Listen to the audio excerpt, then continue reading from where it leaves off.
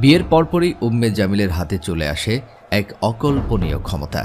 একদিকে শ্বশুরের বিশাল রাজনৈতিক দাপট, আর অন্যদিকে স্বামী আবুল লাহাবের ব্যবসার কাঁড়ি কাঁড়ি টাকা। ততদিনে আবুল লাহাব ব্যবসার মাধ্যমে মক্কার অন্যতম ধনাঢ্য ব্যক্তি।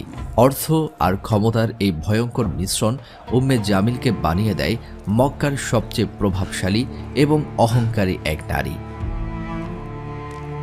কিন্তু তার সবচেয়ে ভয়ঙ্কর অস্ত্র ছিল তার ধারালো জিভ।